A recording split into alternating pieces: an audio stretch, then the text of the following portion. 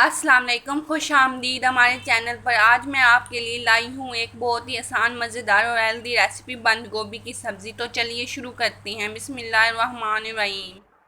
फ़बीअय्यि आलाइ रब्बिकुमा तुकज़्ज़िबान। तुम अपने रब की किन किन नेमतों को झुटलाओगे। सबसे पहले ऑयल ले लें।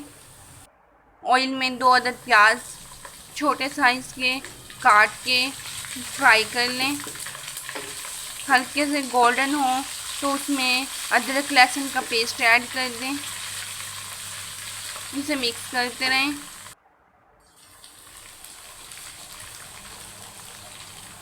जो लोग डाइटिंग कर रहे हैं वो इस रेसिपी में कम ऑयल इस्तेमाल करें और तो हेल्दी डिश बन जाती है। टमाटर ऐड करेंगे, उसे अच्छे से मिक्स करेंगे ताकि टमाटर अपना पानी और कलर छोड़ दें।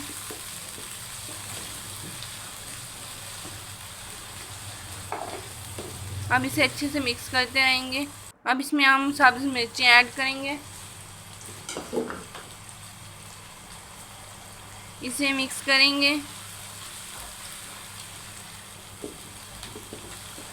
इसे अच्छे से मिक्स करेंगे और इसे पकाएंगे।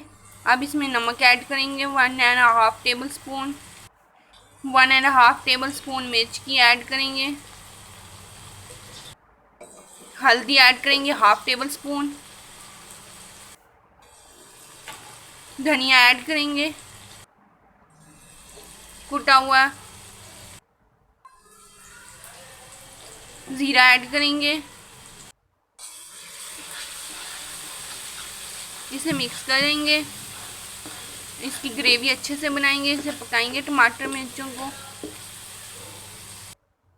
इसे दम देकर हल्की आंच पर पकाएंगे।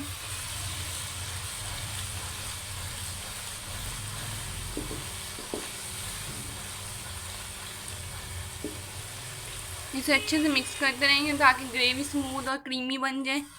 इसमें अब हम टमाटर ऐड करेंगे। टमाटर ऐड कर चुके हैं। अब इसमें आलू ऐड करेंगे।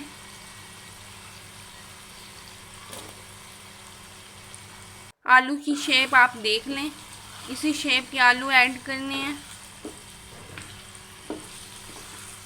आलू ज़्यादा मोटे भी ना हो और ज़्यादा बारीक भी ना हो, मुनासिब होने चाहिए।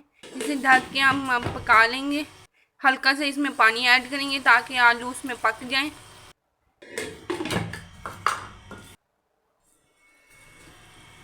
अब इसमें बंद गोभी काट के धोकर अच्छे से उसे ऐड करेंगे।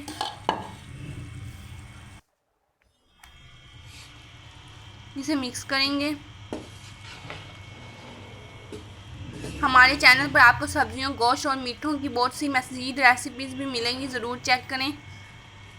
इसे मिक्स करके हल्की आंच पर दम देकर पकाएंगे। इसमें पानी ऐड करने की ज़रूरत नहीं होती, ये ऐसे ही पक जाती है। गोभी खुद भी पानी निकालती है।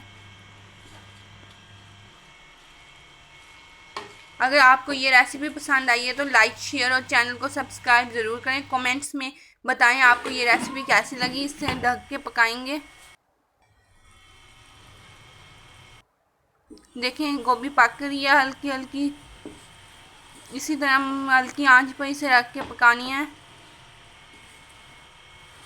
मज़ीद आसान और मज़ीद मज़ेदार रेसिपीज़ के लिए हमारे साथ देते रहें। देखें गोभी पक चुकी है। इसे गार्निशिंग करेंगे। अदरक और धनिया के साथ गार्निशिंग कर सकते हैं। अगली वीडियो तक के लिए अल्लाह हाफिज़।